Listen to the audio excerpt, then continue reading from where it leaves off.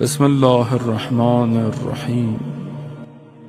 ایک شخص کہتا ہے کہ میں کسی نے میرے پیسے دینا نظف کہا، میں نے بہت کوشش کی، اس نے مجھے پیسے نہیں دیے۔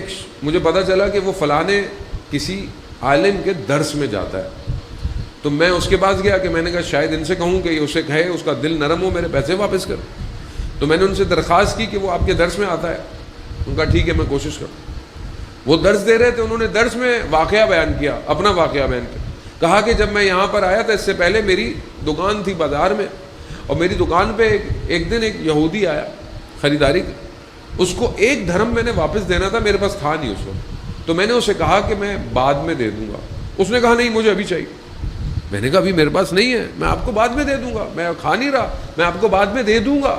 کہا نہیں مجھے ابھی چاہیے، ابھی چاہیے۔ کہا چلا گیا۔ کہا وقت گزر گیا۔ کہا میں نے رات کو خواب میں دیکھا، سو رہا تھا اور میں صراط کے راستے پر مجھے ملائکہ لے کے جا رہے ہیں۔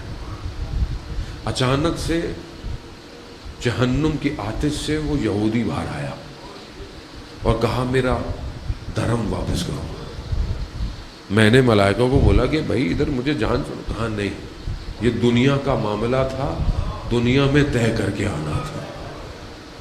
کہا میں نے اس سے کہا میں یہاں کہاں سے تمہیں دھرم واپس کروں؟ جب اس نے کہا کہ اچھا ایک شرط پہ جانے دوں گا۔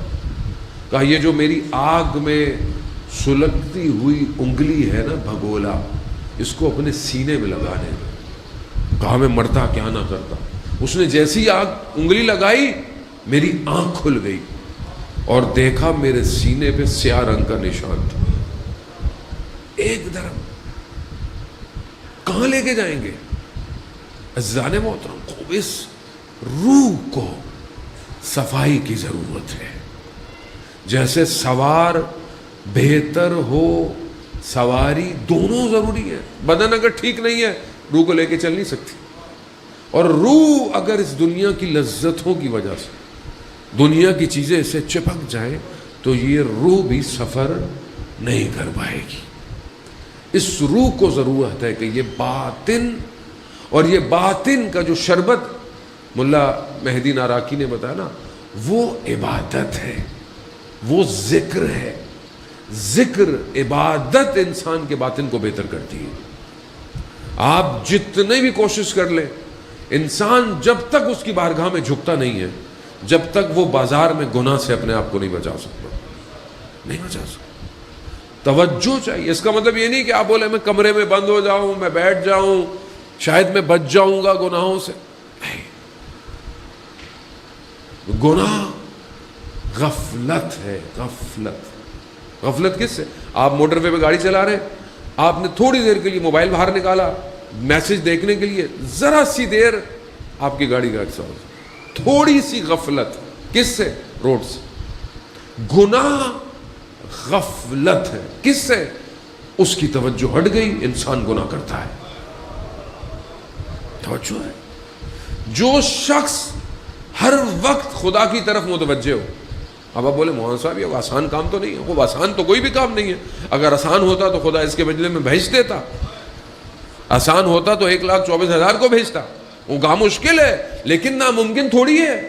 توجہ چاہیے، توجہ۔ بس میں کر کیا رہا ہوں، میں کس کے لیے کر رہا ہوں، میں کیوں کر رہا ہوں، بس یہی ہے۔ انسان اگر اپنے آپ کو متوجہ کرا لے کہ وہ آیا کہاں سے ہے، کہاں اس نے جانا کہاں ہے، خود بخود ٹھیک ہو جائے گا۔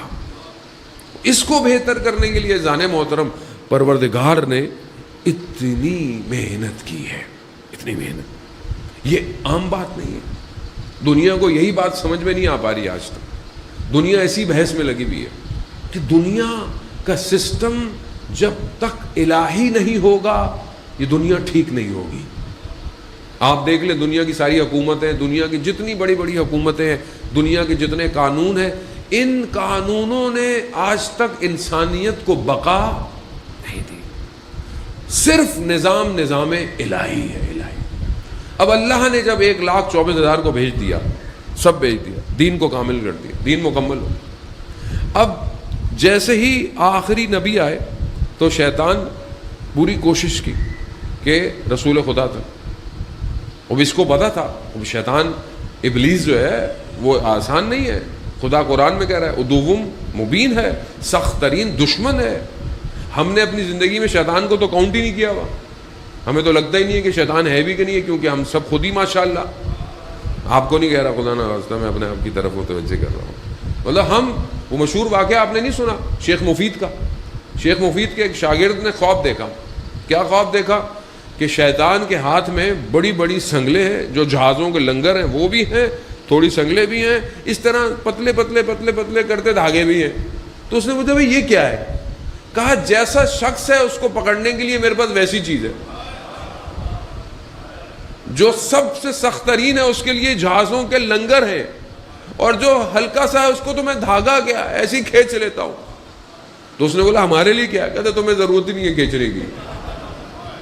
تو کہا یہ اتنا بڑا لنگر, اتنی سخت لوہا, یہ کس کے لیے؟ کہا تمہارے استاد کے لیے. کہا میں نے اس پر ڈالا مگر اس نے اس کو بھی توڑ دیا.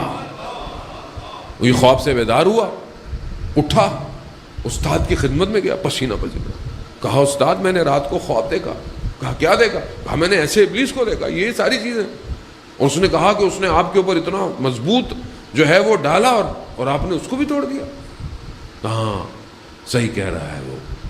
کہا ہوا کیا؟ کہا گھر میں فاقہ تھا, میرے پاس پیسے نہیں تھے, میرے پاس کچھ وجوہات شرعی تھا, یعنی شرعی پیسے جو ہوتے ہیں وجوہات ہے, خمس تھا. تو میں نے سوچا کہ قرض لے لیتا ہوں, اور قرض لے کے اپنا کوئی چیز خرید لیتا ہوں, اور پھر جب پیسے آئیں گے تو اس میں واپس ڈال دوں گا. اب ظاہری طور پر کوئی قباحت نہیں ہے.